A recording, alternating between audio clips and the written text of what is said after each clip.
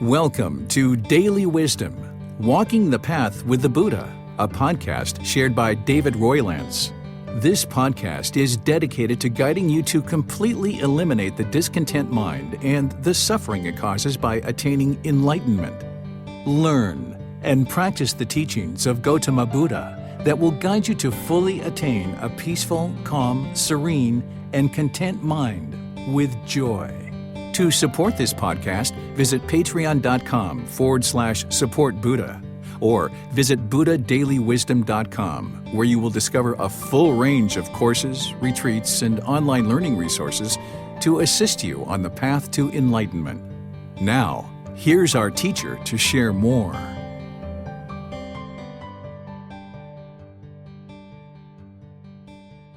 Sawadee Kap. Hello and welcome to Daily Wisdom, Walking the Path with the Buddha.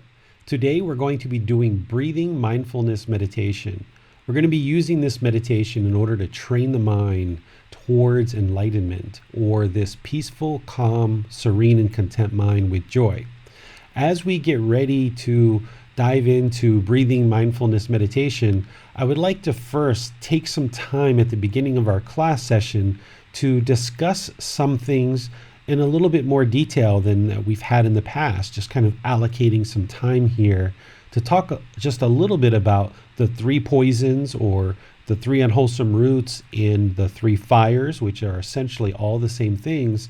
And then we're going to be spending some time really discussing right speech.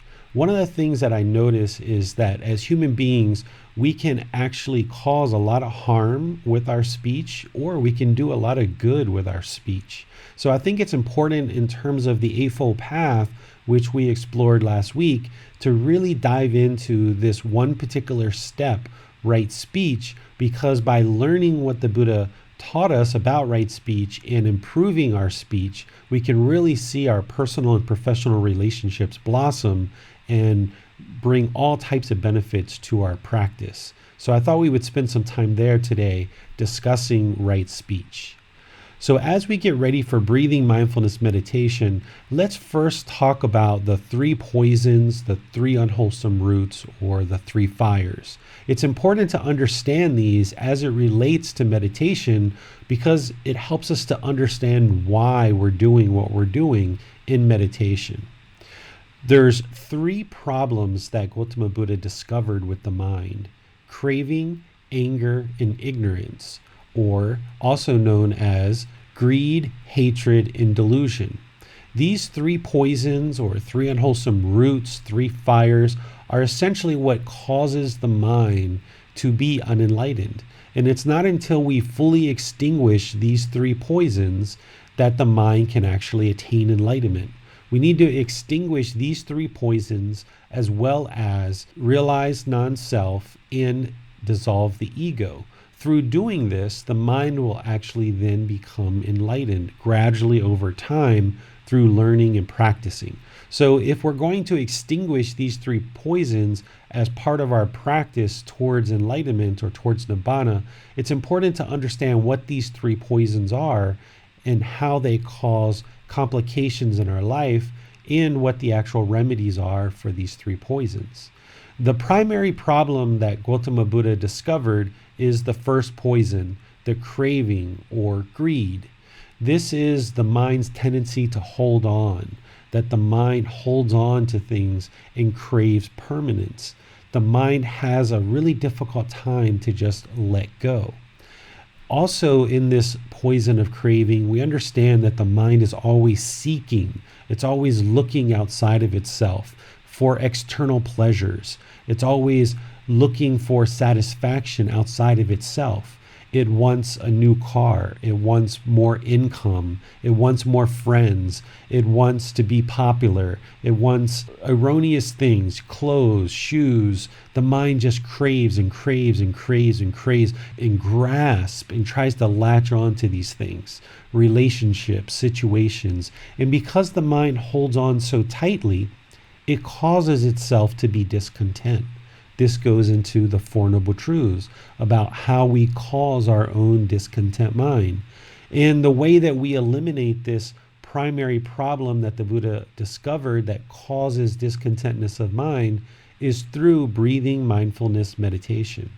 It's through breathing mindfulness meditation that we train the mind to just let go.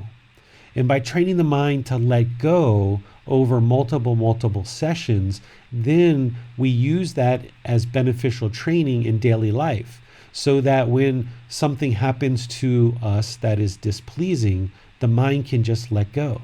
So if we lose that job that we were really hoping for, or that we've been in for a long time, and we lose it because of the economy or COVID-19, or our company is downsizing, or for whatever reason, we don't just feel so miserable and so sad and so angered or frustrated. We can just let it go and recognize that it's impermanent and that we need to move on with our life and get a new job.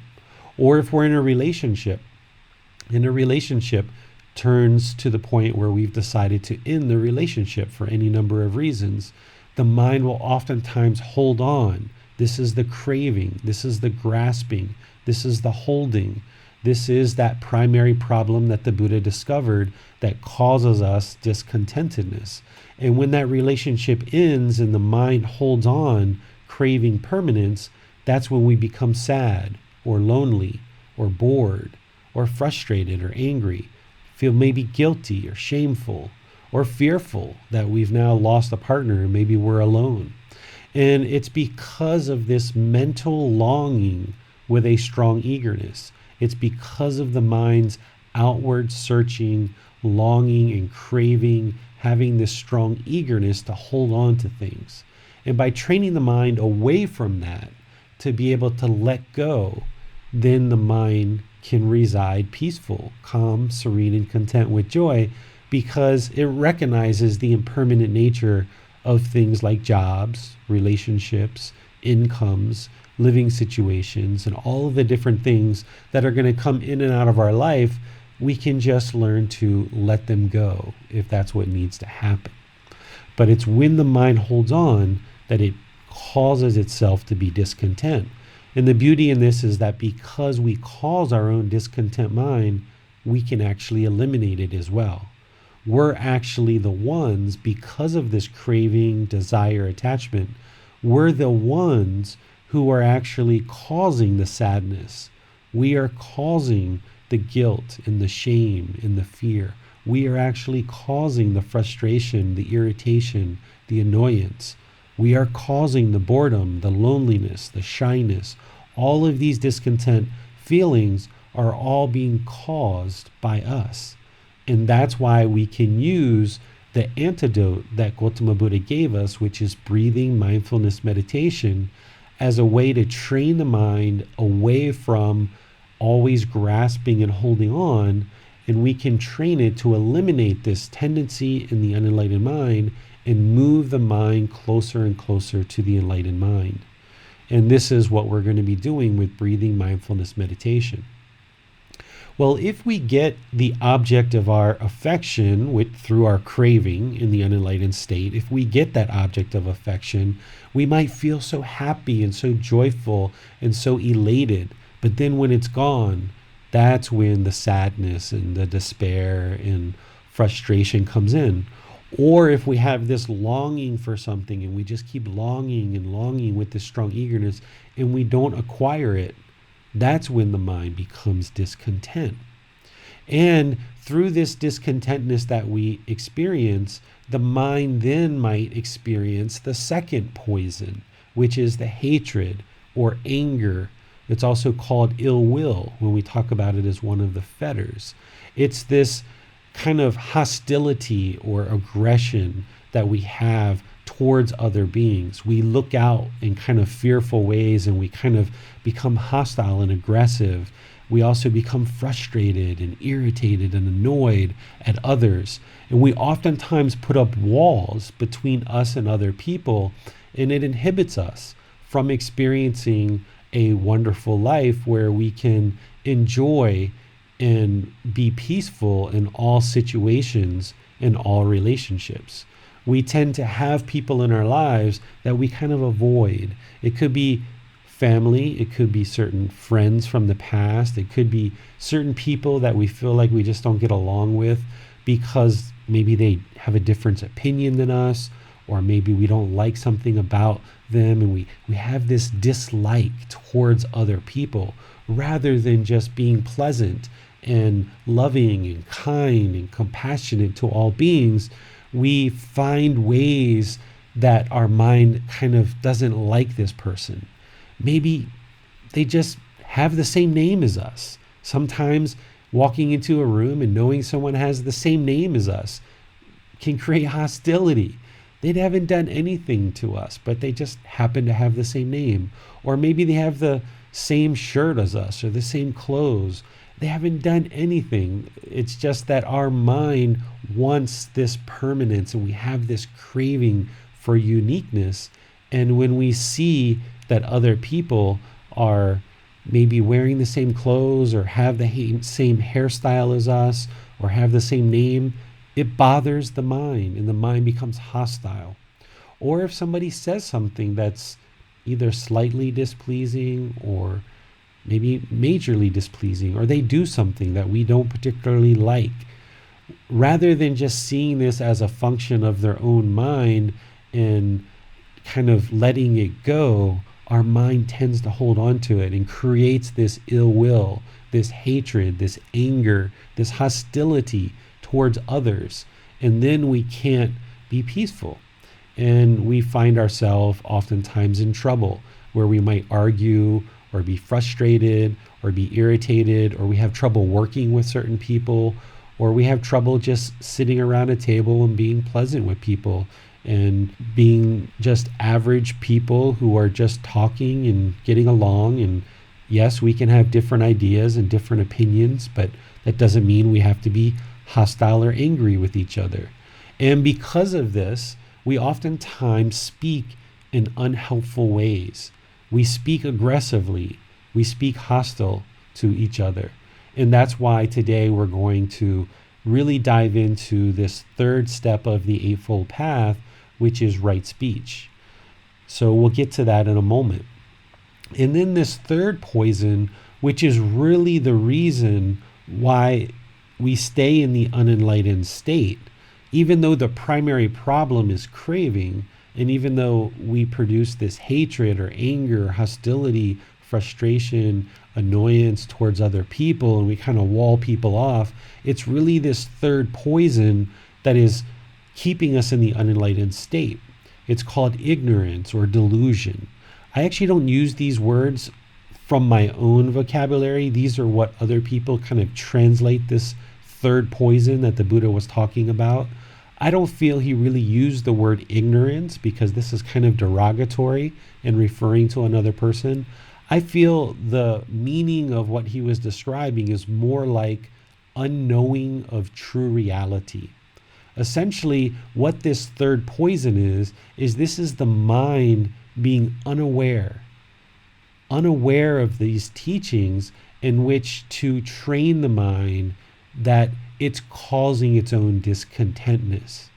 For example, before getting exposure to these teachings, most of us go around thinking that when we get angry or frustrated, somebody else caused it, that somebody else made us angry.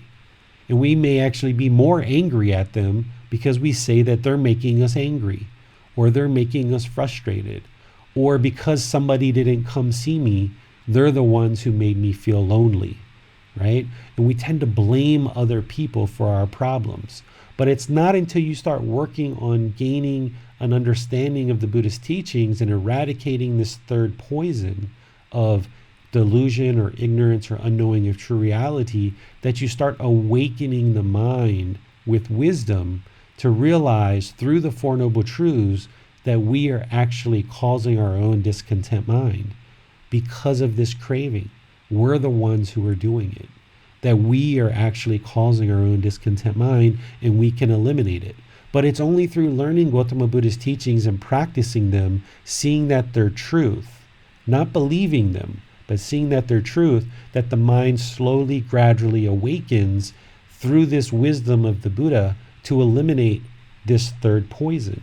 And the Four Noble Truths are just one teaching that helps to gain wisdom through learning and observing those teachings in practice, you can start to gradually awaken the mind, and you can build what's called right view by learning and practicing the Four Noble Truths. And then as you learn more in subsequent sessions or reading or spending time with teachers, you learn about the Eightfold Path, and you learn about the 5 precepts, and you learn about the 3 poisons, you learn about the natural law of Gotama, you learn about the 3 universal truths, you learn about various teachings as part of this body of knowledge that Gotama Buddha provided 2,500 years ago, that the more you learn it and you see it as wisdom and you understand it through independently practicing the teachings, you see the truth in those teachings, the mind then eradicates this delusion, ignorance, this unknowing of true reality, because through the Buddha's awakening, he provided teachings that will also lead to your awakening as well. His teachings, because he discovered them on his own, and they're very clear, very concise, very direct from an actual Buddha, through learning his teachings, you can gain wisdom. And by applying them in practice, you then gradually train the mind to eliminate all 3 of these poisons. So each of these 3 poisons have antidotes. The poison of craving or greed, the antidote is breathing mindfulness meditation and practicing generosity. Generosity is kind of freely giving without any expectation of anything in return. By doing that, then the mind is trained not to be so selfish and hold on to resources and wealth and supplies and things that we accumulate. So rather than just accumulating these things for selfish reasons, you can train the mind to let go so that it doesn't have that craving, that desire, attachment, that strong eagerness to hold on, that longing. You can train it with generosity and by being generous to people. So breathing mindfulness meditation and generosity are the 2 antidotes that we practice in order to eliminate this craving. With hatred or anger or ill will, we practice loving kindness meditation to train the mind to cultivate loving kindness in the mind. So see, with breathing mindfulness meditation, we're actively training the mind in an independent, purposeful meditation session to eliminate craving from the mind. But when we move into loving kindness meditation, we're actually actively cultivating loving kindness or active goodwill into the mind. That's what meditation is it's an active, independent, purposeful, dedicated training session where we're either eliminating certain qualities or we're cultivating certain qualities. And by cultivating loving kindness in meditation to eradicate this poison of hatred or anger or ill will, this hostility, then by cultivating it in meditation, we can then practice it in daily life. We practice this active goodwill towards ourselves to help eliminate any negative self-talk. And then we work to cultivate that in the mind for other beings. And then we become a more loving, more caring, more polite, more respectful, who then can be peaceful around all beings. Because remember, this poison of hatred or anger or ill will, we kind of wall people off.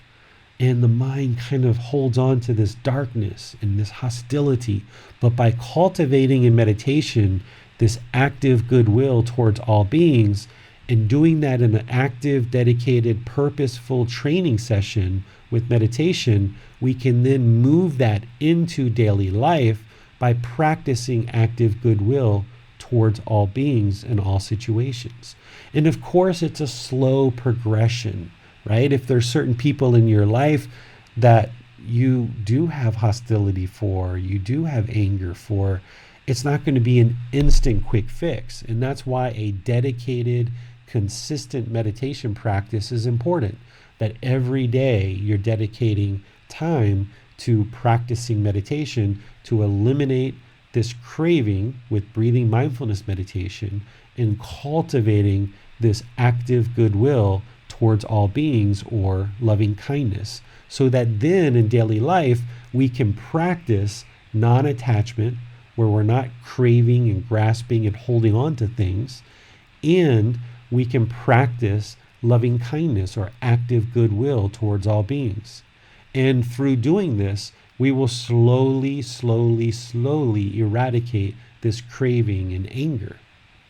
And through learning the teachings of Gotama Buddha and putting them into practice, you're then slowly observing the truth for yourself about how these teachings and practices work to train the mind, so you're independently verifying the truth for yourself. You're not believing what I say, you're not believing what I write in a book, you're not believing what you see in the teachings, you're actively practicing them in daily life so that you can see that they're actually working to move the mind from anger and hostility to irritation, to annoyance, to a slight dislike, to more peaceful. And by doing this, you gain wisdom. That's the antidote for this third poison of delusion or ignorance or unknowing of true reality. Through learning and practicing the teachings, whether you do that in a book or video or podcast or taking quizzes or asking questions to your teacher, online classes, a private discussion with your teacher, all these various ways that I make available for students to learn the teachings, by learning and practicing them, you will see the truth for yourself, and the mind will gain this wisdom. And it's this wisdom that the mind now starts to function through differently. That rather than holding on to this thought, this negative thought, with this wisdom of how the mind functions, you will be more aptly able to see the problem that it's causing your sadness. And through this training that you implement with breathing mindfulness meditation, you will be more aptly able to let that go. And then when you're in a situation where you feel hatred or anger, you will see that as coming from your own mind.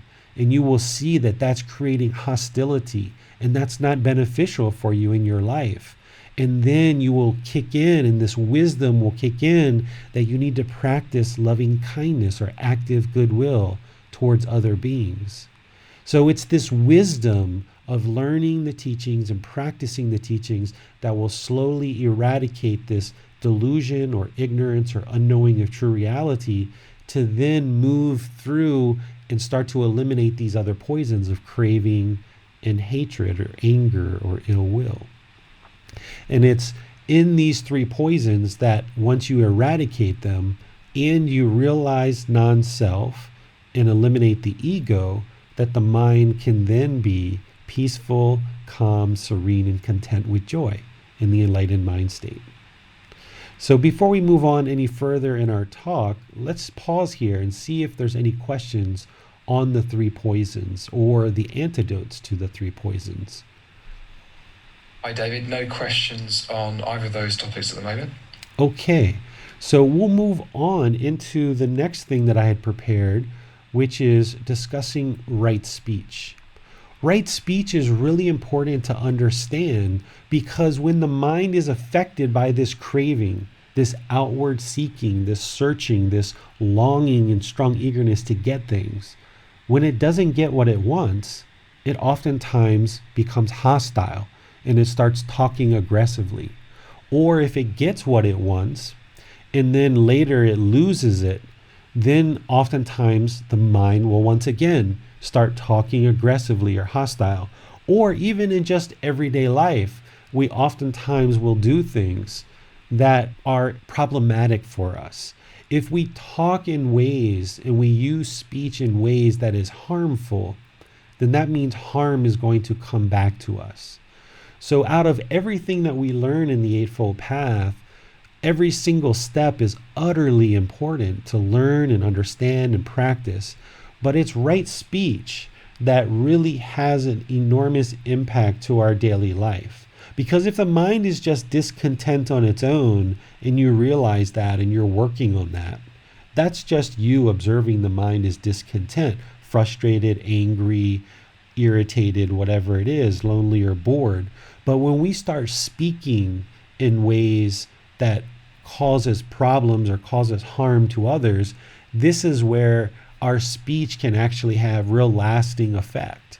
It can actually destroy otherwise very healthy relationships. And sometimes it can be as simple as one sentence can destroy a relationship. So as we learn this Eightfold Path on this path to enlightenment, it's important to understand right view, which is the Four Noble Truths, that we essentially cause all of our own discontent mind, and then we can actually solve it through training the mind. And this is right view, essentially taking responsibility for our own mind. And the second step, which is right intention, which is the intention of practicing harmlessness, non-ill will. Because these two steps are very important, that we need to first take responsibility for our own actions or our own mind, our own practice. And then through right intention, if we practice the right thought or the right intention of not causing harm to anyone, then sometimes our intentions and our speech don't really match. So it's important that we look at right speech and really clean up our speech so that we're not causing harm to others around us. And in the book that I share, Developing a Life Practice, The Path That Leads to Nibbana, I share this text that kind of encapsulates a little bit of right speech. And then I go on to share the Buddha's teachings on the 5 factors of well-spoken speech, which really brings home the teachings of right speech in a very consolidated teaching. But what I share here is just kind of an encapsulation to kind of help you see a little bit more of the type of speech that we should always be practicing. And what I share here is that our speech should be polite. It should be respectful. It should be wholesome, right? By practicing polite, respectful, and wholesome speech, we're not causing harm to others around us, especially if we've got this intention of harmlessness or non-ill will, that we can always be polite, respectful, and wholesome speech.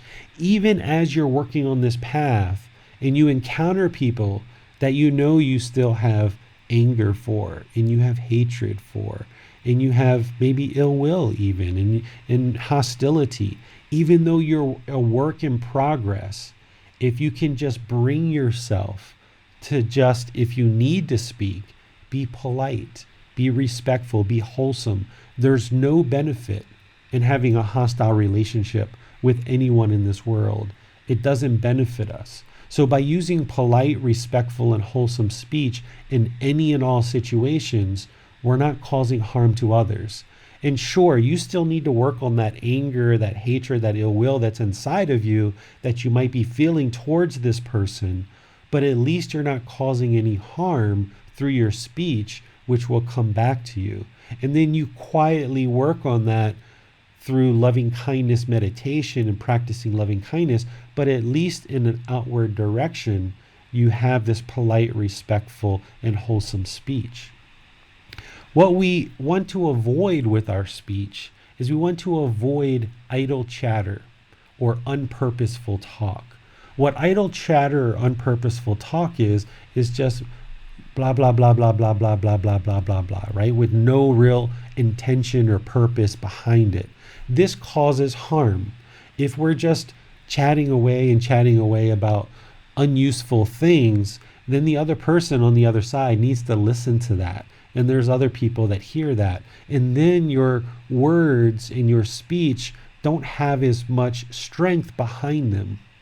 Here in Thailand, we have a word called barami. It's called barami, okay?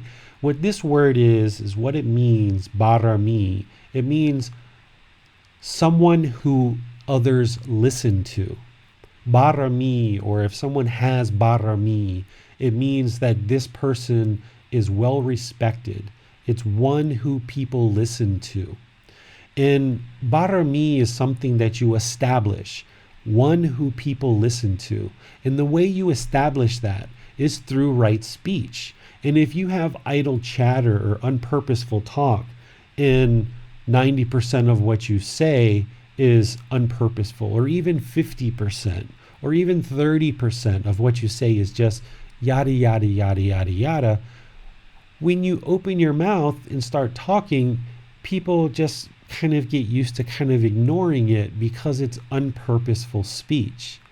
To be a wise practitioner moving towards this enlightened mind state, you want to be sure that as you speak, there's purpose behind your words, that you've thought about the words you're going to say, and that you say things that are helpful and beneficial or purposeful, and you're not using idle chatter. That will help you to establish barami, or one who people listen to. And that includes not using gossip, right? If we gossip about people, this is unpurposeful speech. And gossip doesn't necessarily mean that it's untruthful. You can actually talk with gossip, and it's true, but it's still gossip. If there's someone who's a little bit negative in the office, and everybody knows they're negative, sitting around and gossiping about them isn't helping you to establish barami, one who people listen to. Because if you're talking negatively about others, even if it's true, it degrades that person, and it doesn't help you to stay in a good light where people respect you. Because if you're talking negatively about others, it's harmful. And that means people are going to talk negatively about you at some point as well. So there's no benefit to gossiping about people, even if it's true. Likewise, using harsh language. We need to find gentle, kind, caring, compassionate ways to talk to people and to talk with people, especially if you're maybe in a parent role, or you have a partner, or you're a boss, or you're a community leader. You're going to be in a role where you're going to be guiding people, maybe guiding your children, or guiding your partner, or guiding employees or community members. And there's going to be things that you need to move them towards. There's no reason to talk negatively about what they're doing in a negative sense. So we need to find gentle language that moves them to the desired results. That's what a real leader is going to do. They're not going to degrade other people, and through degrading other people, somehow they feel better. What a real true leader is going to do is going to find unique ways to present what it is that they're moving the group or moving the person or the child to, and they're going to guide the child, or they're going to guide the group, or they're going to guide their employees or their friends to this desired result with gentle language, using truth, not speaking with false speech or lies. So we need to always speak the truth, because if we're going to establish barami and we actually are lying frequently, then eventually people just stop paying attention to you because they keep getting false information, false truths. We're speaking with falsehoods. So to establish this barami, the one who people listens to, we need to always speak with truthful language. And we shouldn't have deceit. Deceit is when we kind of misrepresent the truth, or just kind of hide the truth. Even though we know what the truth is, we kind of like talk over here so that people don't kind of discover the truth. We kind of talk to the side so that people don't kind of look at the truth. This is deceit. And when people discover that we're talking with deceit, that we actually knew the truth, but we didn't share it, then that's when we get problems, because we're essentially harming. Even though we spoke the truth, we didn't lie, we were still hiding the truth. That's what deceit is. And by hiding the truth, then we're not one that people rely on. We don't become trustworthy or dependable. In this barami, or the one who people listen to, it starts to diminish more and more. And of course, if we use slander, it's the same way. Slander would be publicly speaking about somebody in a public way, or even just two or three people, and having false truths as part of the speech. And we're trying to degrade the person's reputation through misrepresenting the truth in order to knock somebody down. This would be slander. And then in certain situations, we actually blame other people in our speech. When something happens, we never take responsibility for the situation. We're always blaming other people. We blame other people for what goes on. And this is going to cause harm. If we're practicing right view, which is the first step of the Eightfold Path, where we accept responsibility for what's happening in our life, in our mind, then we wouldn't blame other people when things go wrong. We would discuss as a group or individually how we can improve the situation, but there's no benefit in blaming other people. So we need to speak in a way that is blameless or without blame. This is going to ensure that there's no harm. So by practicing right view, where we accept responsibility for everything that happens, we practice right intention, which is harmlessness or non-ill will. Then when we speak with right speech, we wouldn't blame other people. We would always find ways to find solutions rather than blaming, because it doesn't make sense to blame people, because a lot of times people just make mistakes. So rather than focusing on blame, let's focus on solutions and find out how to solve this issue. The golden rule here, that was not something that the Buddha said, but is something that my grandmother shared with me. She used to always say this to me. She said, David, if you don't have something good to say, don't say anything at all. Right? This is Grandma's golden rule. And she's still alive today. She's 96 years old. She's had a really long life, very well-respected woman, and people in their community really, really respect her. And she had a lot of wise things to share with me growing up. This was one of her teachings. If you don't have something good to say, then don't say anything at all. Right? And this was something that always stuck with me as a child. She also had another saying about speech as it relates to other people. And you guys have probably heard this one. She said, "Sticks and stones may break my bones, but words will never hurt me." And this is another one of Grandma's sayings that stuck with me, right? Sticks and stones will break my bones if someone throws them at me, but words will never hurt me. And this is something that she lived by, right? So when somebody speaks and they're being hostile, or they're gossiping, or they have false speech, or they have harsh language, or other people are speaking disrespectful, don't allow their words to hurt you, right? If you don't have something good to say, then don't say anything at all.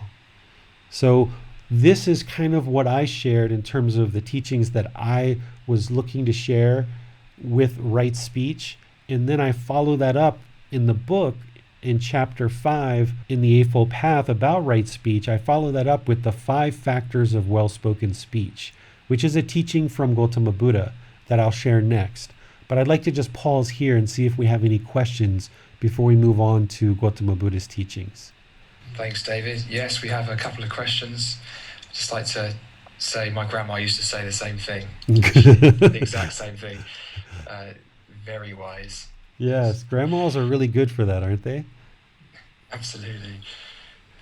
Okay, so Bill asks, regarding right speech, one of my core issues I've noticed for many years is that because I have awareness of mind, I'm mindful when I'm having a conversation that I have the perception that I'm being interrupted, either by the other person or by a third party. It's one of the reasons I have an aversion to social gatherings. And then the question, is it better to just let others interrupt during a conversation? Or is there a skillful way to ask others to let you finish your thoughts? You have to take this on a case-by-case basis, Bill. In certain situations, I find that it's better just to let somebody else talk, because if they have really strong craving, that's why people tend to interrupt, right? They have strong craving. They just really have this desire to say something and they're trying to get it out, this burning desire. And even if you tell them, hold on, I'm still talking, their mind's going to now become discontent because their craving didn't get fulfilled. So you, being maybe a wiser person who is practicing these teachings and recognizing their craving, and you practicing patience, being more patient, then sometimes it's better just to go ahead and let them talk. And 5-10 minutes later, just circle back and, okay, is it okay if I share what I need to share at this point? And that's sometimes often the very best way to handle the situation, especially in a group of people that you aren't familiar with and who aren't familiar with you.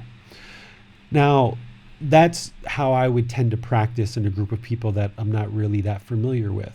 If I was in a group of students, for example, who I know are interested in learning right speech, if somebody interrupts, I will oftentimes just politely ask them to hold on and kind of show them that they're interrupting. And of course, like my son, if he interrupts, I would show him, because I'm trying to teach him right speech. But in situations where you're just in a social gathering, you're not teaching people and they're not open to necessarily learning with you. So you always have to understand your role in a situation and when it might be conducive for you just to let other people talk, versus when it might be better for you to, maybe in a teaching role, actually share teachings that will help people. So you'll have to choose on a case-by-case basis. There's not a one-size-fits-all. That's the impermanence aspect.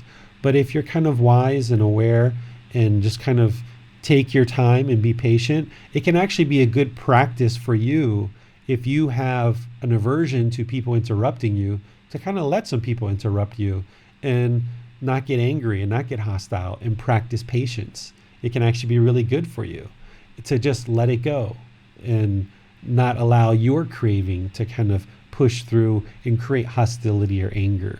So you have to decide for yourself in the moment, kind of what are you working on? What's the context? Am I in a social gathering? Am I in a teaching situation? They're burning craving, maybe it's better to just let them talk, and maybe I'll work on some of my patience while they're talking.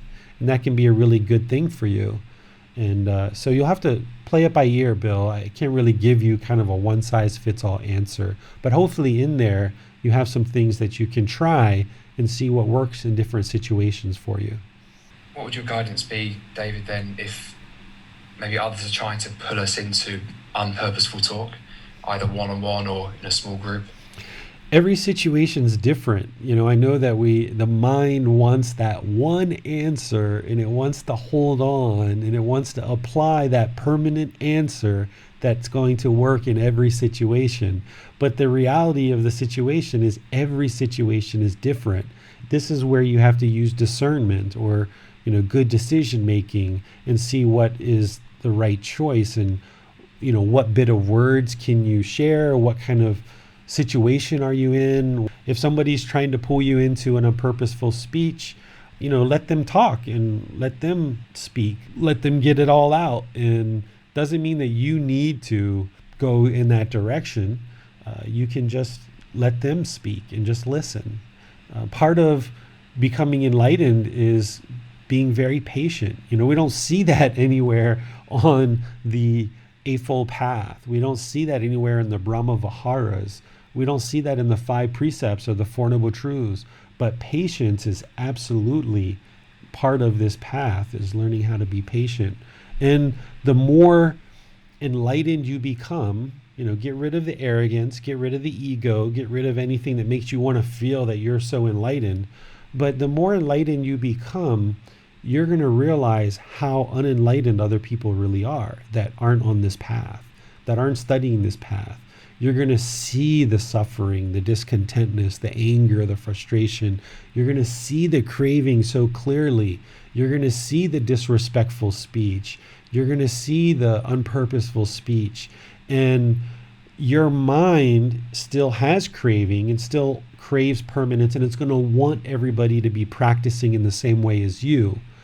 But in the reality of the situation is that the more you start observing your own discontentness and shedding it and getting rid of it, the more you start speaking with right speech and knowing what that is, the more you're going to be able to identify when others aren't practicing these teachings.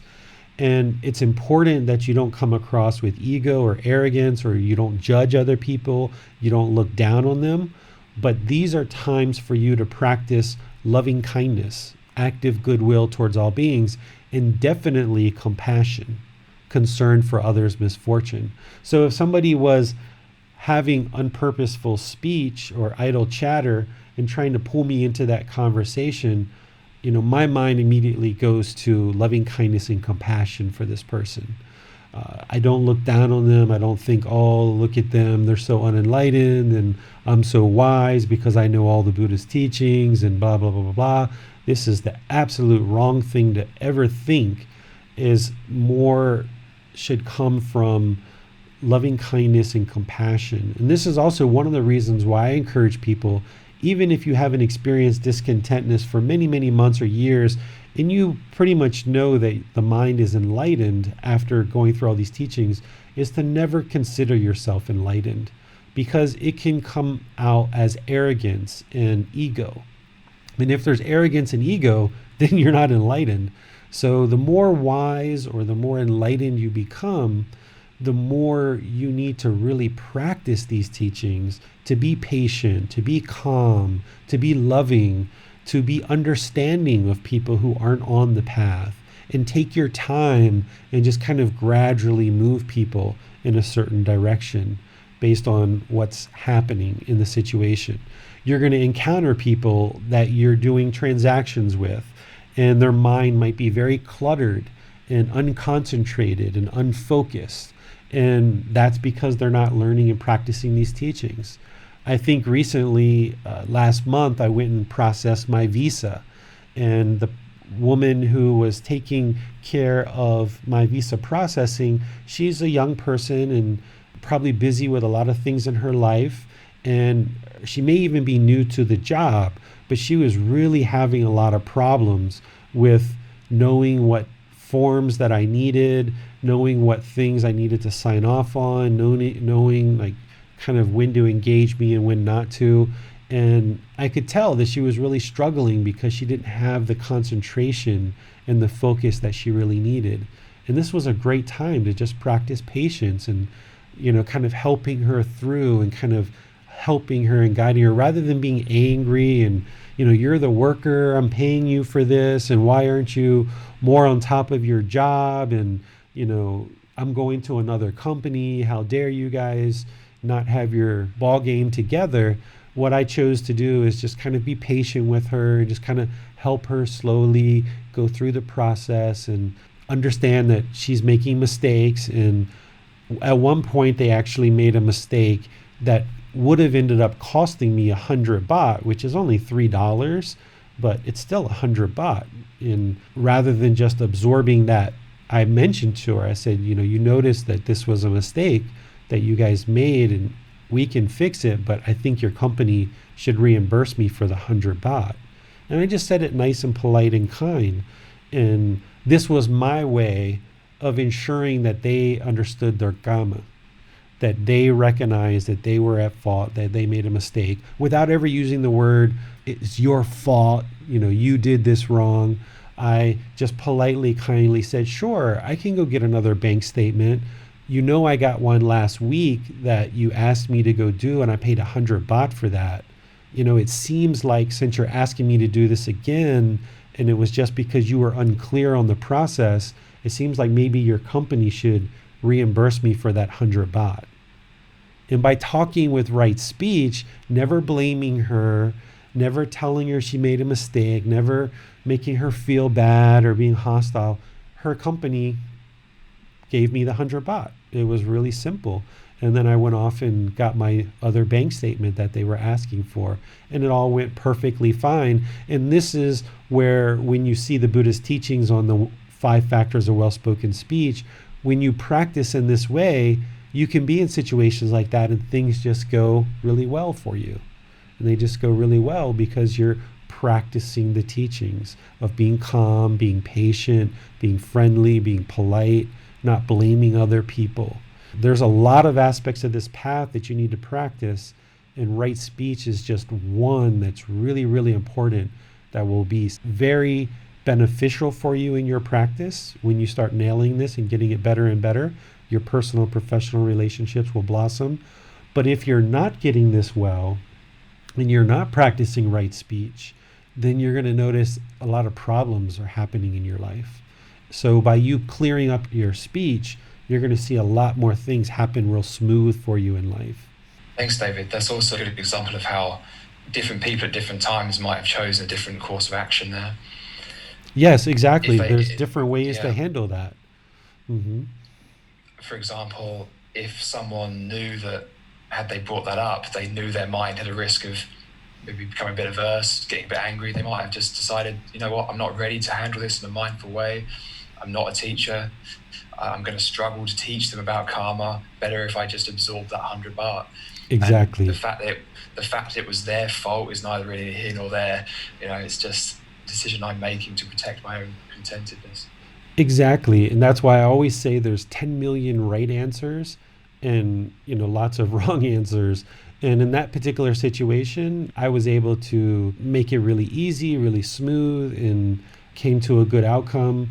And that was how I chose to handle that one particular situation. And I'm working with people who are practicing the Buddha's teachings, right? So she's kind of been brought up from birth to take responsibility for her actions and things that she's done. So in this particular culture, in that particular situation, what I did, it worked well, but that doesn't mean it's going to work in every situation. So that's why I can't give you answers for what would you do if somebody was trying to pull you into an unpurposeful discussion, or like Bill's question, what would you do in this situation? I can tell you what I would do, but there's always 10 million answers that I might come up with. And that's where the Buddhist teachings are more of guidance, and you kind of have to work within that and kind of see what works. He never tells you exactly what to say, but he gives you kind of this framework in which to apply your own thinking and your own wisdom and how to remedy this in the best way. We have a question from Roxanne. She asks, I find right speech difficult to do as a parent. How to discipline your children while being a mindful parent? How not to get angry or upset with the actions and behaviors of your children? Great. Children are really challenged because parents tend to have really strong attachment. There's a lot of craving, desire, attachment.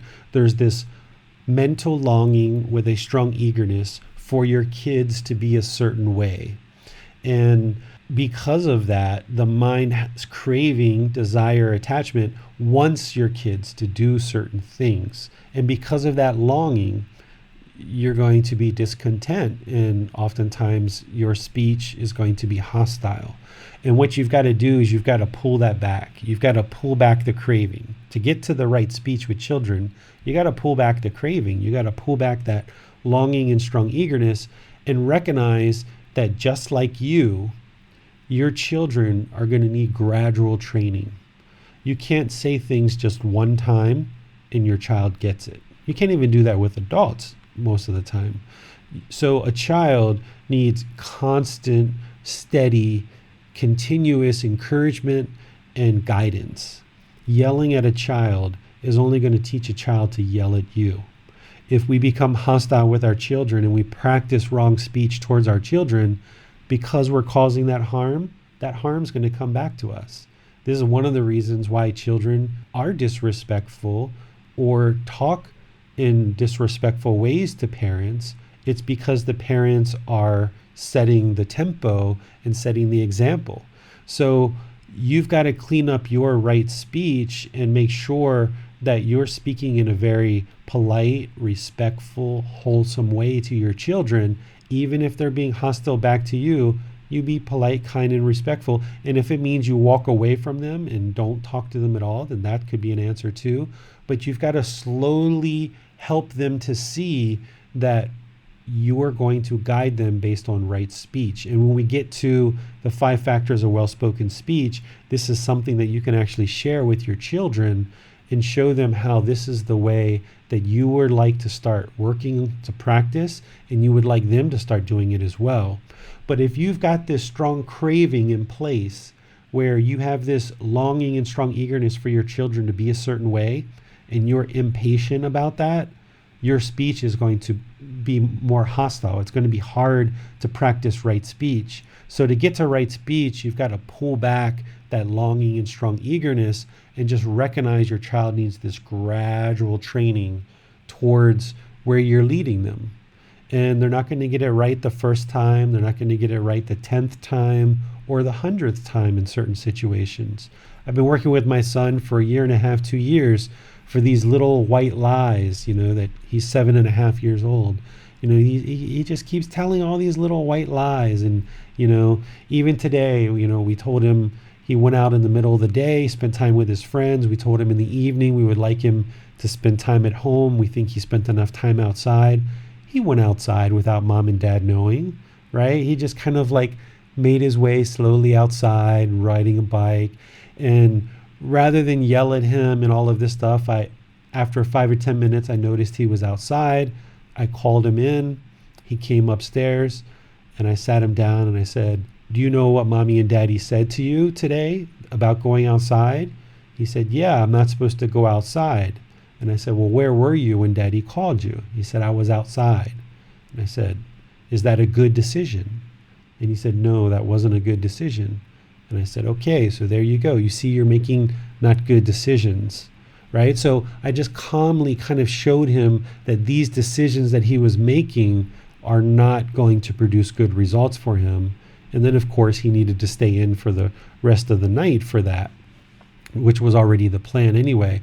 But sitting down and yelling at him because he went against me and he didn't follow what I said, my ego comes into it. If there was ego or arrogance or whatever, if I allowed those kind of things in an unenlightened state to come into it, then there's going to be hostile speech, and that's not going to be beneficial to your child and your child's development. So you want to be this example that your child models and replicates. And this is where the Buddha said, "One who sees me sees the teachings." And there's another part to that too, but one who sees me sees the teachings. So if you're the shining example of these teachings more and more and more and more, then the people in your household will gradually start to learn and practice these teachings more and more. But there's got to be somebody in the household who kind of kicks this off and starts ensuring that people realize, okay, we're going to start practicing these, and as a family, we'll gradually move in the right direction, realizing that there's going to be missteps along the way, but you just gradually, as a group, work towards improving your speech, which is going to come with reducing your craving, your attachment, your mental longing with a strong eagerness. Okay, we have no more questions. Okay, so let's go to the next piece, which is the last part that I plan to share today before we get into our meditation, which is Gotama Buddha's teachings on the 5 factors of well-spoken speech. The Buddha's teachings on 5 factors of well-spoken speech, I think, are just absolutely outstanding. The more that you practice these and get your speech to be completely in line with all 5 of these at all times, you will see it becomes so straightforward for you to have healthy and productive relationships, both personally and professionally. And it's going to take time. And when you have conversations, if you get 2 or 3 of these factors nailed and you miss the other 2 and the conversation goes in a direction you weren't hoping it would go, then just excuse yourself from that. Don't feel guilty, but just look at these 2 factors that you missed so that you can then improve them on the next subsequent conversation. Because this teaching on the 5 factors of well-spoken speech is absolutely what you need to do in order to ensure you're not causing harm to any other people during your practice of speech. And what the Buddha says here is, bhikkhus, possessing 5 factors, speech is well spoken, not badly spoken. It is blameless and beyond reproach by the wise. What 5? 1. it is spoken at the proper time. 2, what is said is true. 3, it is spoken gently. 4, what is said is beneficial. 5, it is spoken with a mind of loving kindness. Possessing these 5 factors, speech is well spoken, not badly spoken. It is blameless and beyond reproach by the wise. Okay, so let's look at this. Whenever you see wise, when the Gotama Buddha is talking about the wise, what he's talking about is pretty much enlightened people, people who already know, right? So he's always kind of holding this ideal guidance of, if you're going to be enlightened, this is the way enlightened people speak. And he gives these 5 factors. And of course, he talks about blameless, because if you blame other people, then they're going to become discontent. If they're unenlightened, they're going to become discontent. So there's no sense in blaming people with our speech. So he kind of starts off and ends with talking blamelessly. And then when he goes into the 5 factors, he says, speak at the proper time. Because if there's a conversation going on and someone interrupts, like Bill was talking about, it's not the right time to talk. And this is going to cause problems in relationships. So we need to make sure that we're talking at the right time.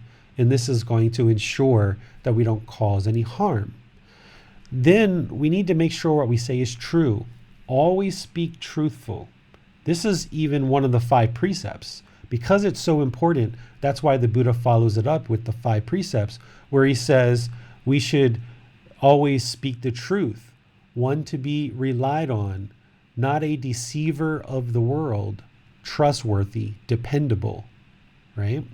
So by speaking the truth and always speaking the truth, then we know that we're not causing any harm. Gotama Buddha followed this so closely that even when he told a joke, he didn't tell a lie, right? People have a hard time thinking that a Buddha would actually tell a joke, right? But a Buddha is a normal person. They're just enlightened, and they did it on their own, and they teach and guide other people to enlightenment. And the last one currently known to the world existed 2,500 years ago. So they still have a personality. A Buddha doesn't just sit on clouds and meditate for 24 hours a day, right?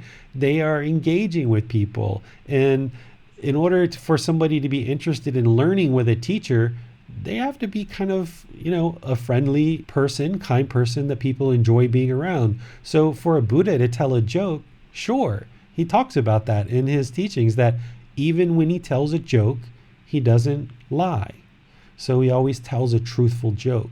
And if you train your mind this way to always speak the truth, then people will look at you as being dependable and trustworthy, and they know whenever you open your mouth, this guy tells the truth. Always, always. Even when he tells a joke, he tells the truth. Always, right? So you always want to make sure you're speaking the truth. And then be sure you speak gently. This is your word choice. This is your tempo, right? This is your tone. Always make sure that you're speaking gently, right? So when you're choosing certain words, when you're speaking in a certain way, always look to be speaking gently.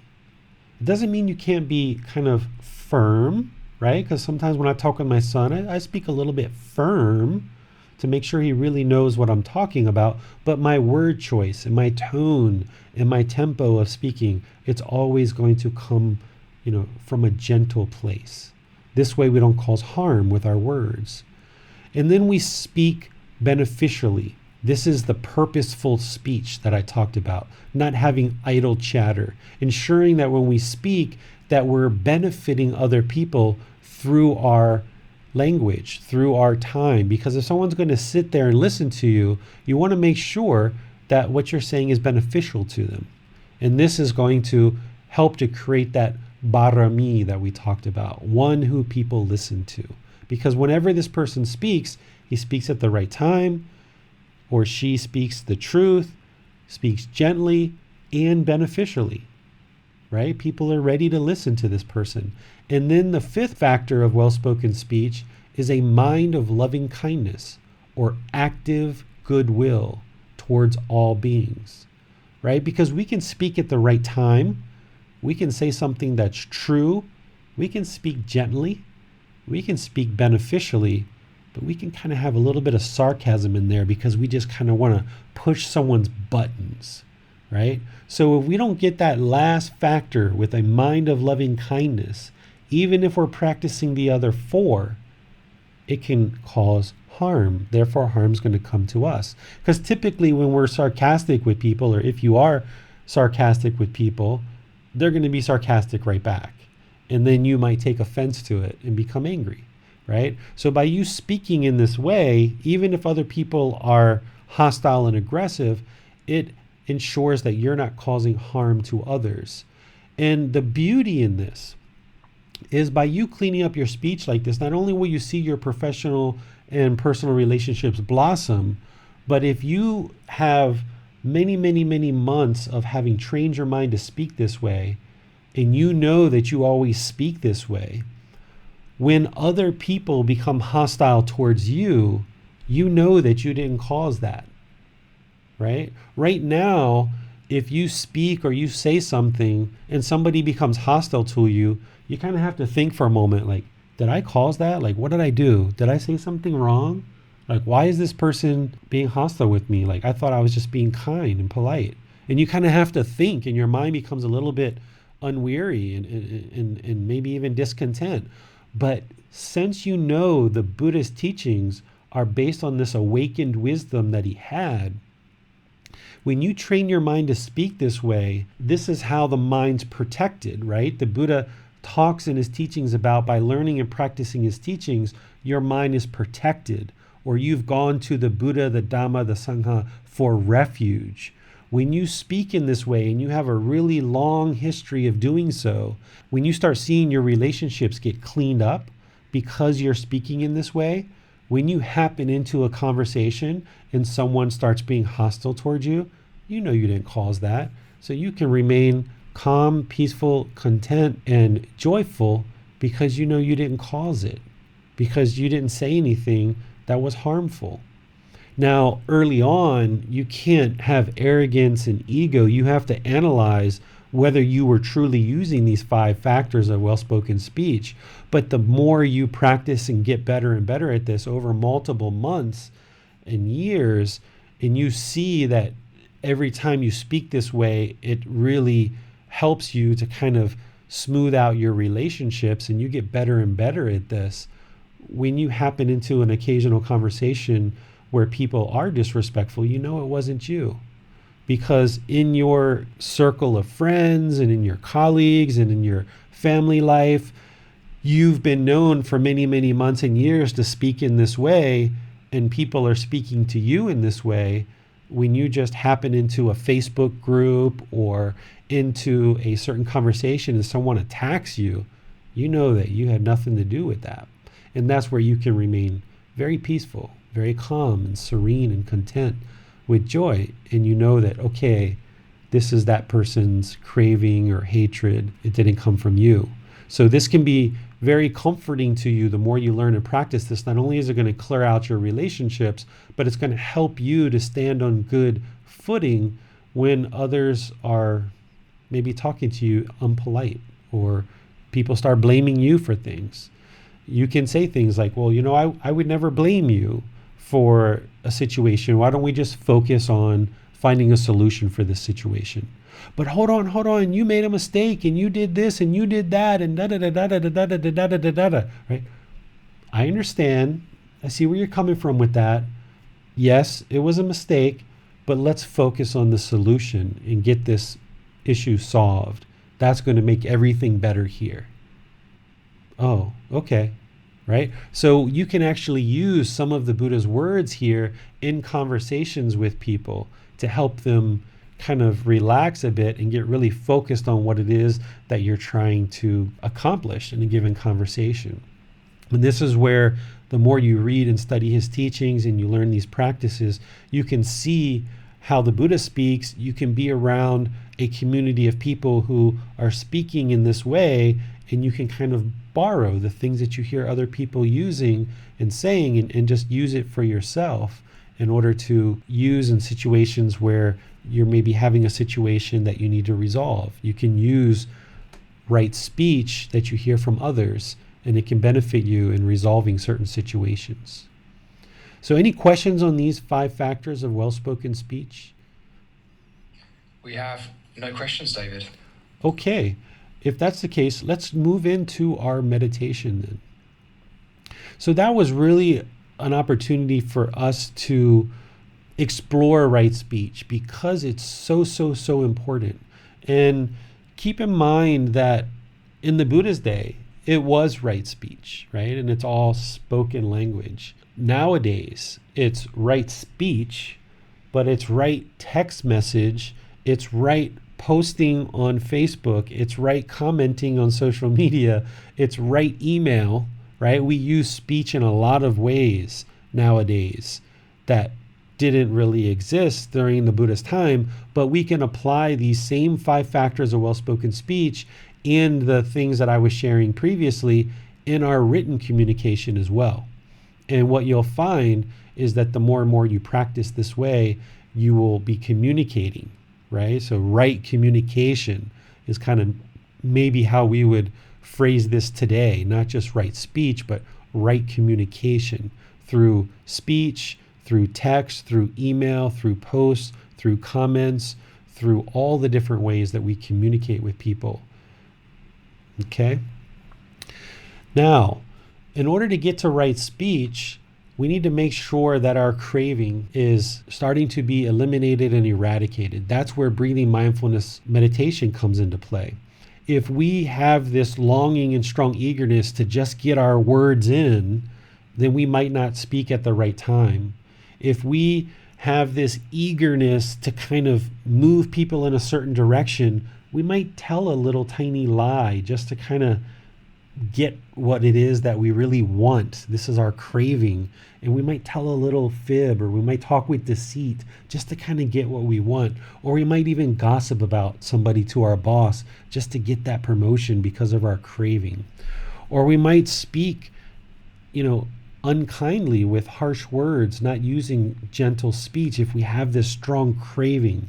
Or we may speak in unpurposeful ways, unbeneficial ways. And we might speak with a mind that is not of loving kindness, but is more anger and hatred.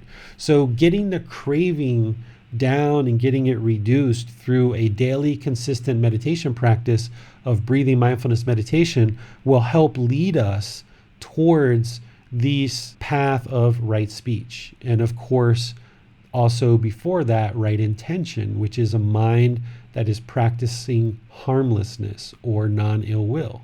So using loving kindness meditation for that. For our meditation, we're going to be doing breathing mindfulness meditation only today, which is where we're going to focus on the breath. The breath is the anchor. We're going to focus the mind on the breath. The breath is the present moment. If the mind goes into the past, it has a tendency to be worried or neurotic or holding on to pain or pleasure or different feelings from our past. So we want to bring the mind to the present moment, which is the breath. Or the mind will have a tendency to go to the future. And again, painful feelings or pleasant feelings, crave certain things in the future, and the mind is going to be discontent. It's only when we bring the mind to the present moment that it can reside peaceful, calm, serene, and content with joy. So training the mind to always be in the present moment. So during meditation, if the mind goes to the past or to the future, you want to focus it on the breath, only the breath. That's the present moment. As the mind has various thoughts or ideas or perceptions, just let them go. Cut them off is the language that the Buddha used. Just cut off the thoughts and bring the mind to the breath, the present moment. Okay, that's what we're going to do in meditation. For today, your body position, probably you're going to be in seated position, which is probably on the floor in a chair. So if you want to take a position on the floor, go ahead and sit on the floor with your legs crossed, but not too tight because you don't want your circulation to be inhibited. You want to keep the circulation going. If you are going to sit on the floor and your circulation does start to not flow and your legs fall asleep, what you want to do is get a cushion under your butt and kind of lift up the butt so that you lessen the angle at your hip joint. If your hips are really, really tight and there's a tight angle there, there's a tendency for your legs to fall asleep. So by getting your rear up in the air, it will lessen the angle at your hip. If you're sitting in a chair, you can just sit in a chair and put your feet on the floor or cross your feet. Your upper body, it should be in the middle, not real rigid and not real slouched. If you're engaging your muscles in your upper body, this will keep your mind attentive and active. It will keep it to the point where you can actually train it through an alert mind. Whereas if you're in a chair and you lean back, or if you're on the floor and you lean up against the wall, then the mind has a tendency to disengage and it's not going to be attentive or alert in order for you to actually actively train it through this training session. Now, if you're having pain in your back and leaning up against the back of a chair or the wall will help lessen the pain, then go ahead and see if that works for you. Just be sure to maintain an active mind so that you can actively train the mind. Okay, your hands and your arms, there's lots of options here. You can put your right hand over your left with your thumbs together and then put those on your lap. Or you can just place your palms on your lap or on your knees, whichever you would like to do. There's not just one way to do this. Okay. First, I'm going to start out with some chanting just to kind of ease the mind into meditation and start to become aware of the mind and the breath. That's what our chanting practice is for, and to help us cultivate good memory. If you know these chants from our previous sessions, you're welcome to chant along. And then once we get into meditation, I will give you some guidance.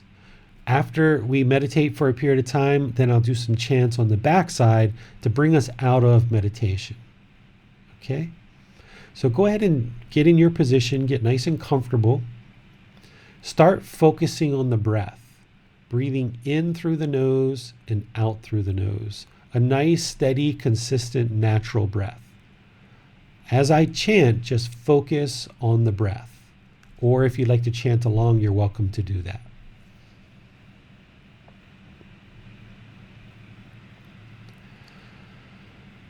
Arahang Samma Sambuddho Bhagava Bhutang Bhagavantang Abhivateyami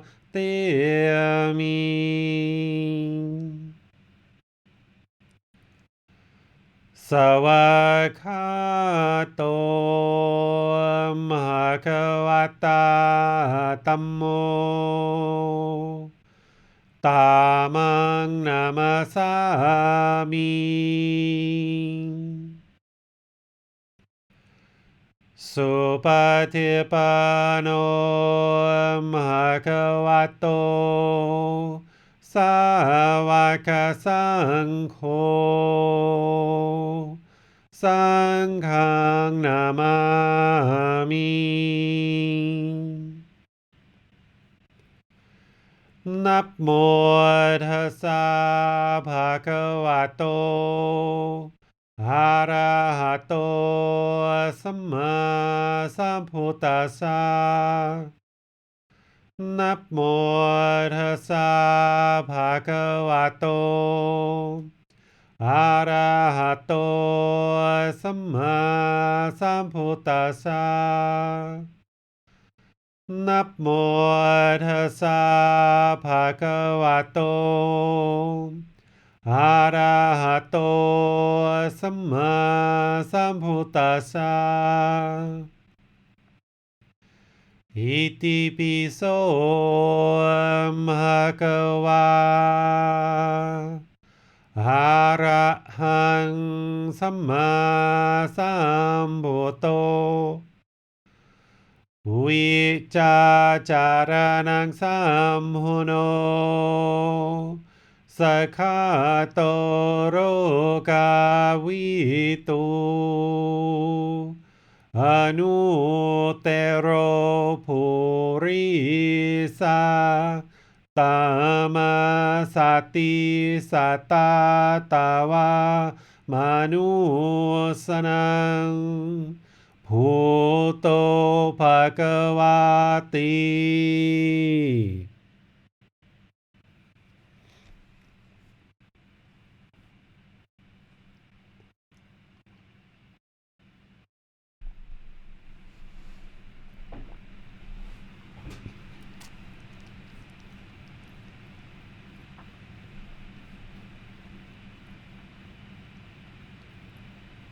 Okay, you should be breathing in through the nose and out through the nose. Focus the mind on the breath. Don't force the breath or try to control it. Just a nice, natural breath. In through the nose and out through the nose. Bring the mind to be aware of the breath. Focus on the sound coming in through the nose, or maybe the sensation of the air passing over the skin into the nose. The breath is the present moment. You're interested in training the mind to be in the present moment by focusing only on the breath. If any thoughts come to the mind, let them go. Cut them off and bring the focus of the mind to the breath. If thoughts of the past come up, wherever you notice that, just cut it off, let it go. Bring the mind to the breath. If thoughts of the future, if the mind kind of wanders, takes you into the future, wherever you notice that, just cut it off and bring the focus to the breath. The mind should be focused on the breath, only the breath. Breathing in through the nose and out through the nose. If there's any thoughts or ideas or perceptions, notice how all those thoughts arise and you can cut them off because they're impermanent. You can let them go. Those thoughts are not permanent. Those thoughts are not you. Those thoughts are not you. Let them go. They're impermanent. Focus the mind on the breath. If any sensations arise in the body, don't feel like you need to itch it.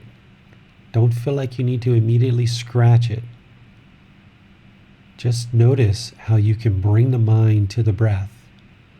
As soon as you feel any sensation in the body, you can just cut it off and bring the mind to the breath, because that sensation is impermanent. Train the mind not to run to that sensation on the body. Train the mind to just stick with the breath. Cut off the thought, let it go, and bring the mind to the breath. The breath is the present moment. With the mind focused on the present moment, the mind can be peaceful, calm, serene, and content with joy.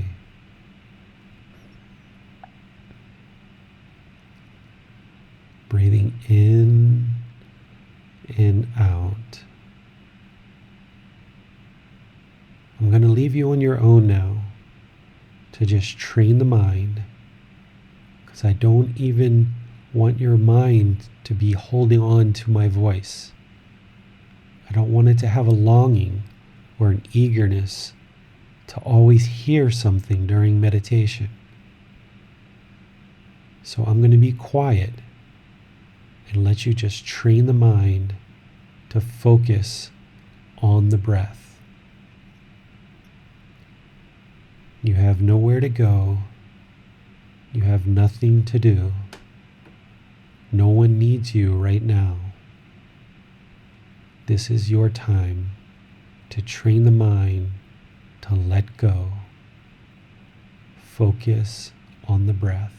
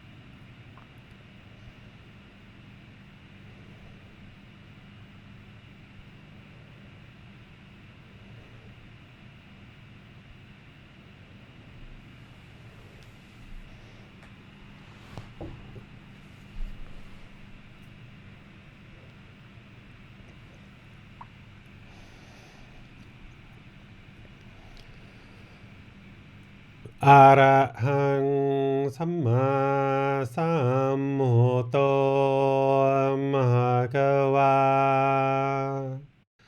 พุทธังมหะกวันหังอภิวาเทมิ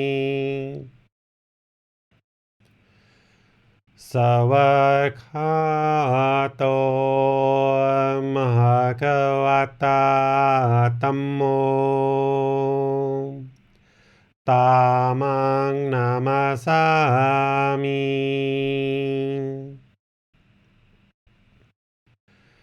สุปฏิปันโนภะคะวะโตสาวกสังโฆสังฆังนามามิ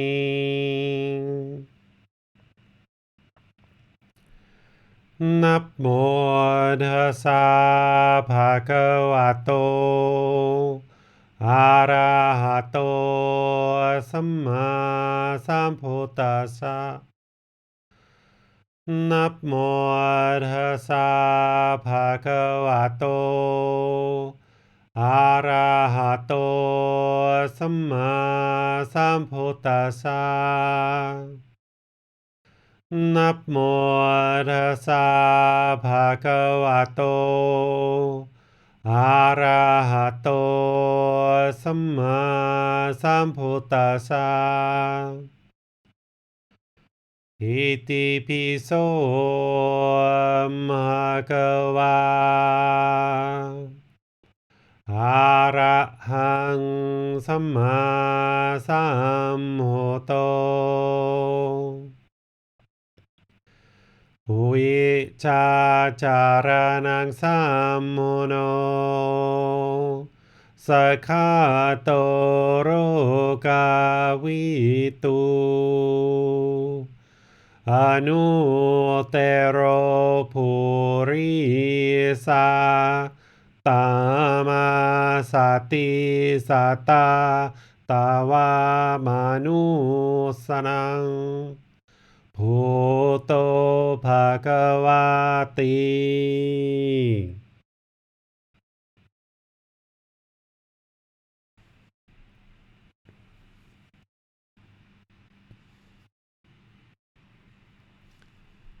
Okay, you guys can come on out of meditation.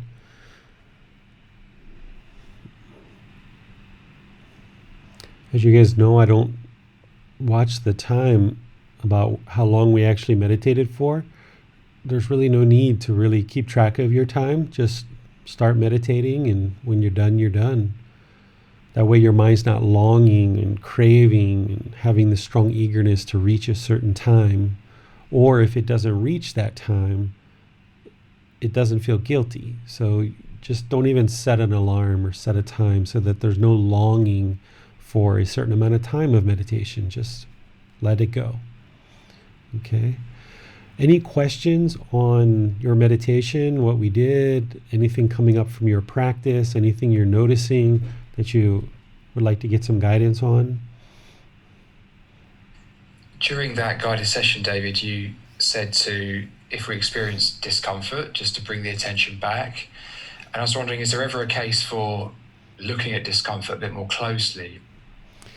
I suggest that you just cut it off. So if you feel sensation, like a tickle, like a little itch in your body, and your mind goes to it because it's aware of it, just bring the mind back to the breath. And early on, this might be a little bit challenging, and you might bring your mind to your breath in just 2 or 3 or 4 seconds. It just feels like, oh, I gotta itch it. So go ahead and do that if you really, really have to. But then try to get the amount of time that your mind can ignore the itch and just focus on the breath longer and longer and longer and longer. And that will be really beneficial to the mind. That's where the mind becomes very steady and unshakable. Because during meditation, if every single time you feel a sensation, you start itching, then you don't have control over the mind to just let it go. And initially, it might just be 3, 4, 5 seconds that you can kind of let it go. And then you might feel like, oh, I got to itch. But over time, you should get to the point where these little tickles, sensations don't bother you. Now, if your hip is in extreme pain or your knee or something like this, I suggest during your meditation that you change positions, because there's no award given for pushing through the pain. And if all your mind is experiencing is pain, pain, pain, pain, then you're not going to be able to train it to either eliminate craving or cultivate loving kindness while you're sitting there in pain.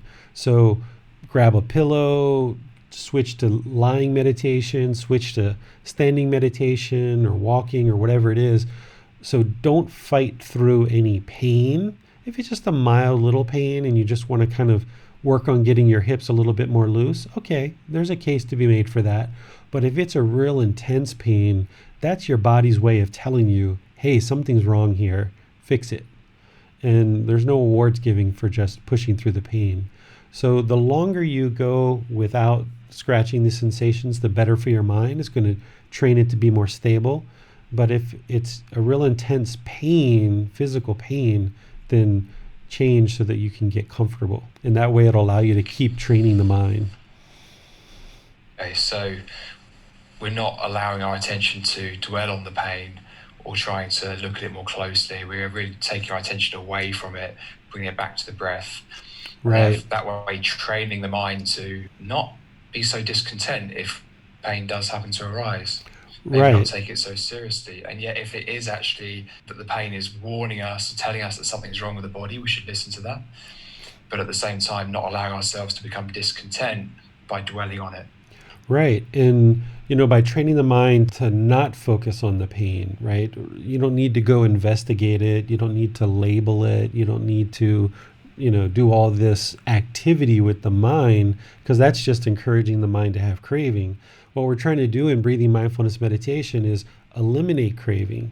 So we're trying to train the mind to let go, to let go, to let go. So that's why when you feel that little itch, you got to train the mind, just let it go. Let it go. It's impermanent. It's impermanent. Just let it go. Let it go. Or if there's a thought from the past or the future or some idea or some painful thing comes to the mind, you got to train the mind, just cut it off. Let it go. Just focus on the breath. Don't even say those words. I'm saying the words in order to teach you what to do. But if you're in meditation and your mind goes to something to the past, wherever you realize that, just bring it right back to the breath. Don't label it. Don't, thinking, judgment, pain. Don't try to label it. You just want to cut it and bring it right to the breath.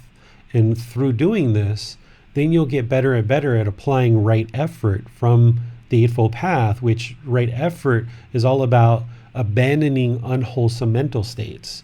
So in daily life, when you feel anger or sadness or boredom or some discontent feeling arise, if you train your mind in meditation to let it go and cut it off, when you feel that discontent, anger, frustration, irritation, annoyance arise, you'll get better and better at cutting that off and just let it go.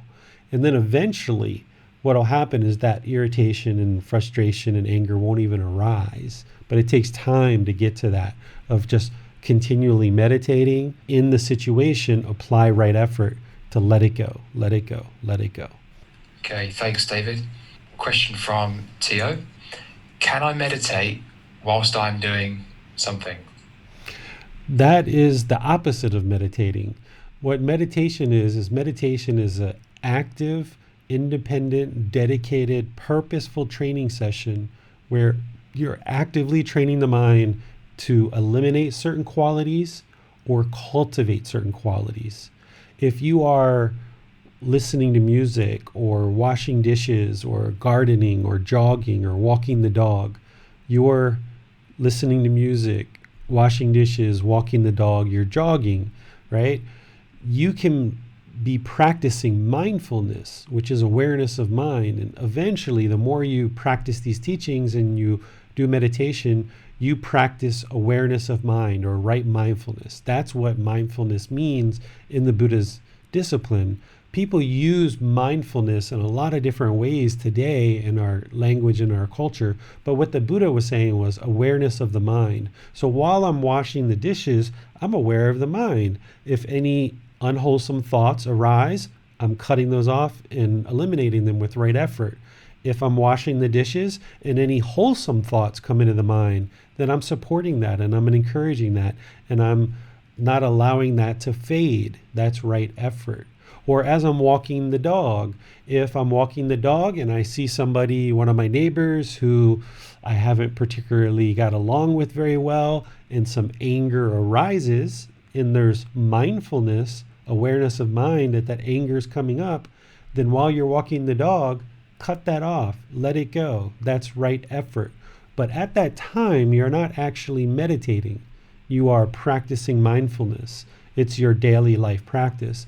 Meditation is an active, dedicated, purposeful training session of the mind. It's an independent session, either sitting, walking, standing, or lying. These 4 positions that the Buddha gave us.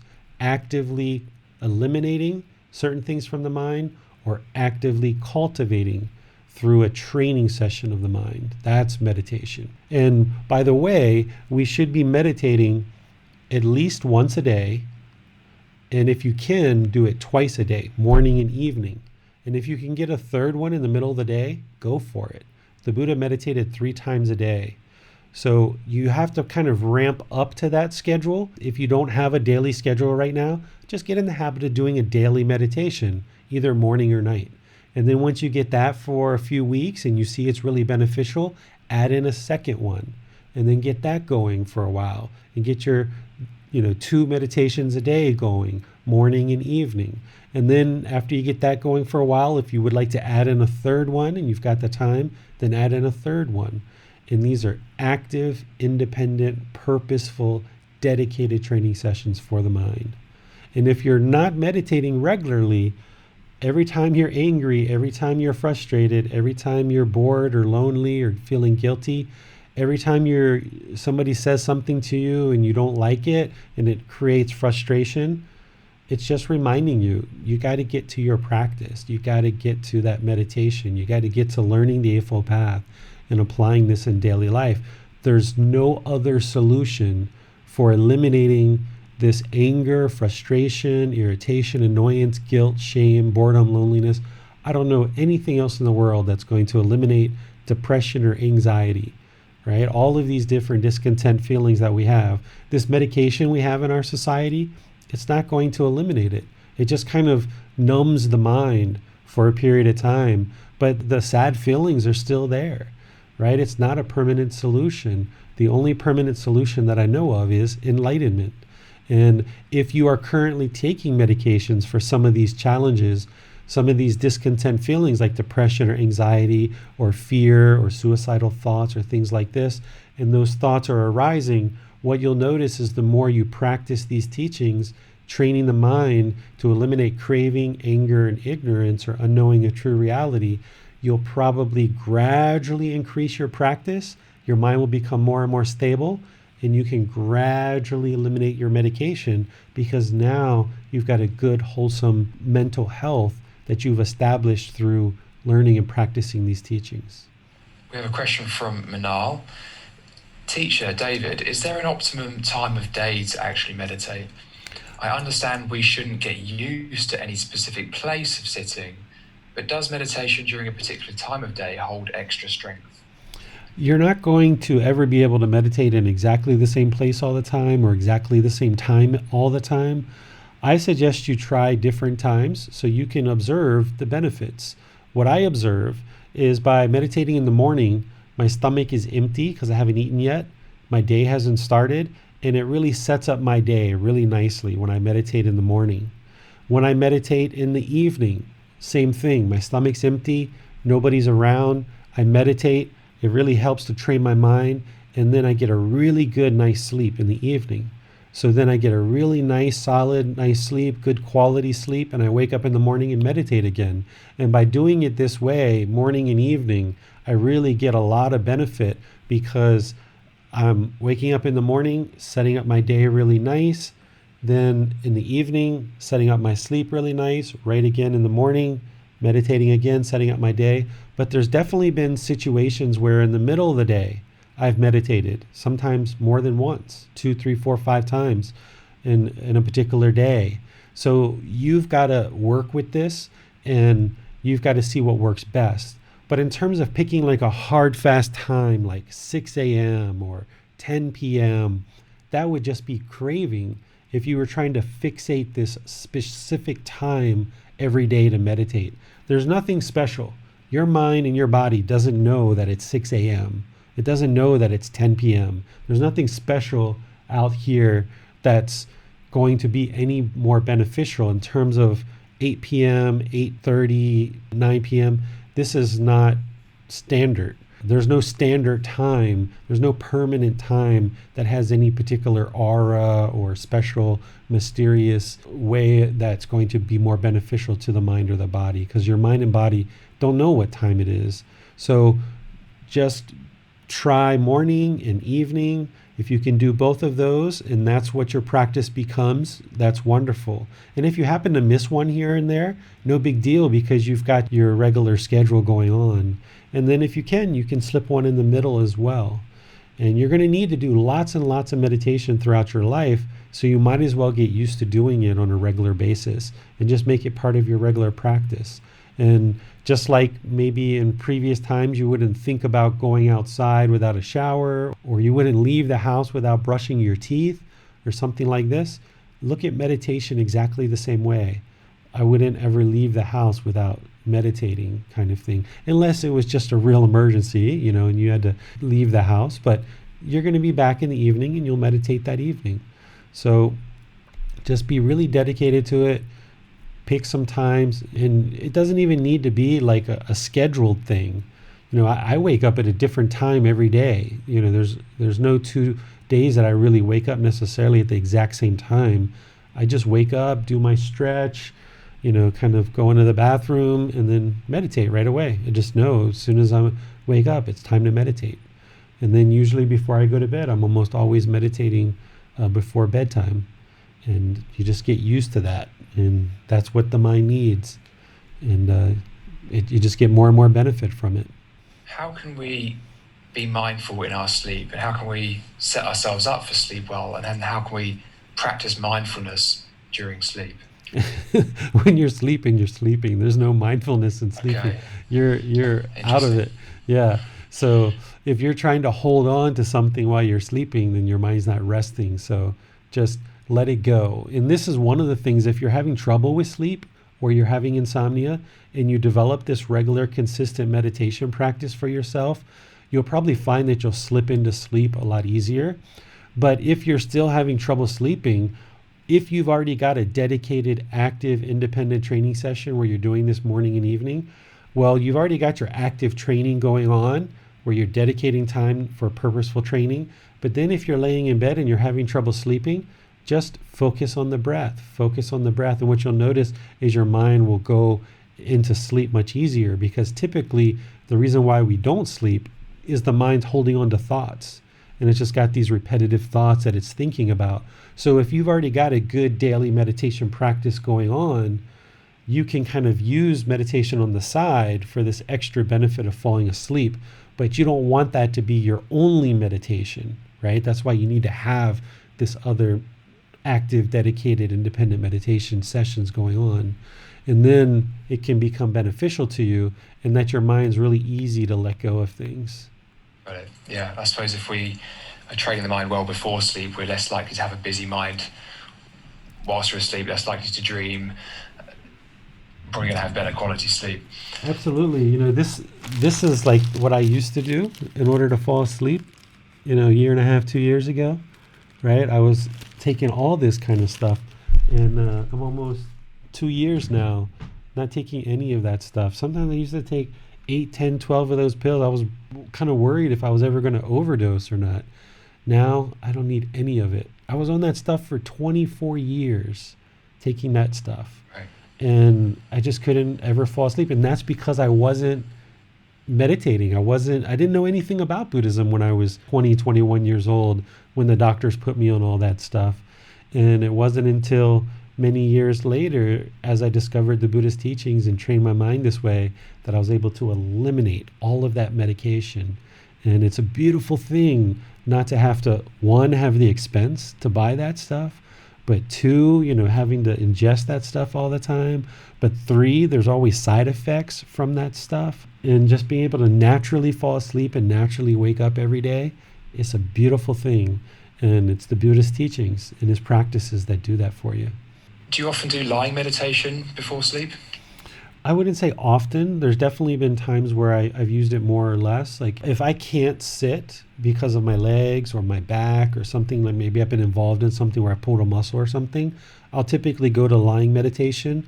But I have to be really aware because lying meditation, my mind has a tendency to slip into sleep.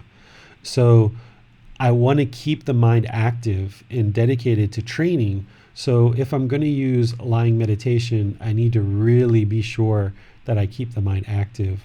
And I typically only get about 15 or 20 minutes meditation out of a lying meditation before I do become sleepy. Or what I'll do is I'll switch to a walking meditation. I haven't been using walking meditation for the last year and a half, but there was definitely a time where my mind had a lot of energy and I wasn't able to sit. It was kind of like the last thing I was thinking of is actually to be able to sit down and actually meditate because my mind was too active. And it was kind of the last thing the mind wanted to do is just to be still in one spot. So I used to walk and do walking meditation to kind of get the energy out. And sometimes that's all I would do is walking, but other times I would switch from walking into seated or lying or standing in order to meditate. But with these 4 positions, you have all the positions you need, and you can just figure out how they work best. Like the reason why I know what works and what doesn't in terms of what time of day to meditate is because I've tried all different times of day. The reason why I know these 4 positions and how I use them and how I prefer to use them is because I've tried them in so many different ways, so many different situations. You have to experience it so that you can see for yourself. I can tell you how I use meditation and you can try that and see if it works for you. But ultimately, you are your own practice. You're your own independent practice. You may find uses for these different positions that work better for you or worse for you than what I did. It may be a little bit different. And that's where not everyone's practice is going to be exactly the same. Your teacher is here to kind of guide you and kind of share some guidance based on my practice and what I do, but you've got to experience it for yourself so that you can see how these various things either work or don't work for you, and then employ whatever tactics you need, whatever positions you need at any given time that you need. Great. Thanks a lot, David. We have no more questions. Okay. Well, I will just end by saying thank you all so very much for joining for this session to learn the Buddhist teachings. I would like to encourage you not only to meditate, meditate once a day and hopefully twice a day, maybe even as much as 3 times a day or more if you have the time.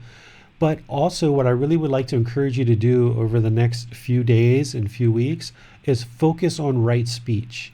We covered that in some of our previous talks and we went into it pretty good detail today. So this is an ideal time for you to really work on refining your speech, not just your spoken language, but your text messages, your emails, your posts on Facebook, your commenting, all of this stuff, because all of this hostility that is in our society, it only gets better if there's people like us that are learning and practicing these teachings well.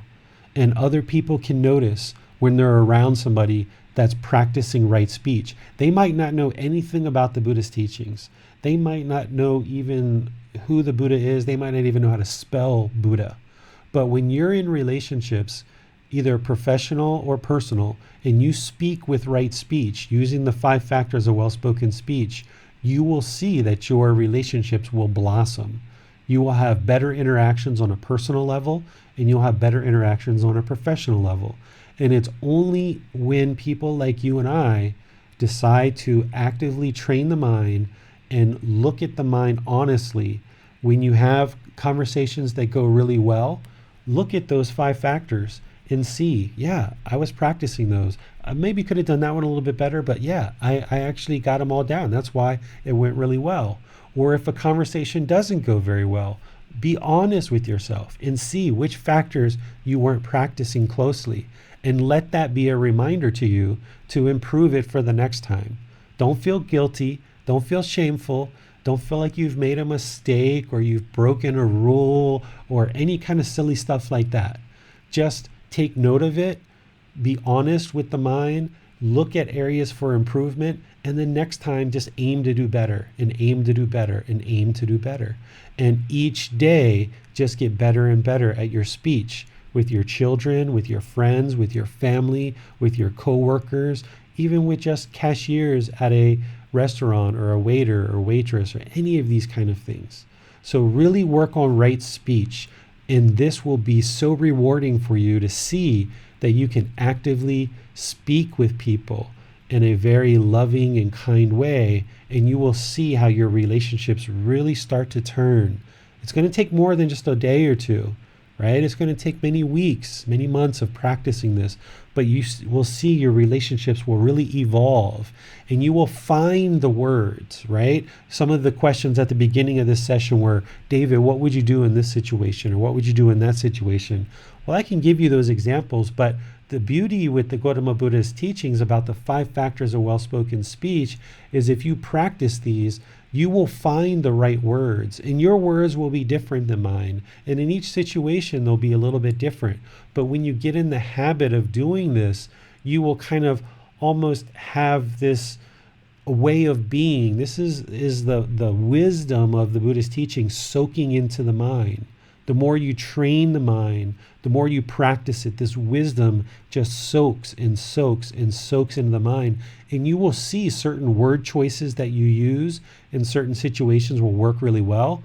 And in other situations, they won't work very well. And by you looking at that and being honest with yourself, you will gain the wisdom of what's working well and what's not working really well. And that wisdom of how to speak in these various situations will train the mind to be better and better and better. And this is where each month, each week, each day, you will see that life just continually improves. And as you speak this way, people will generally start speaking this way with you as well. And you will be peaceful, calm, serene, and content with joy because you're speaking very politely, very respectfully, in a very wholesome way. And then people will speak that way with you. Okay? So work on your meditation practice and work on right speech. And remember, right speech comes from right intention, practicing harmlessness, non-ill will.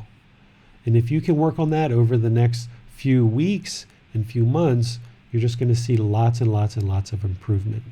So thank you so much for joining.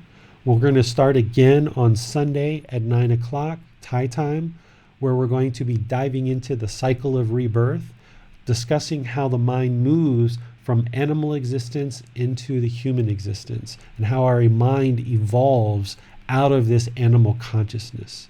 So I'll see you on Sunday at 9 o'clock. Thank you so much for joining, and we'll see you then. Bye-bye. Sawadee krap.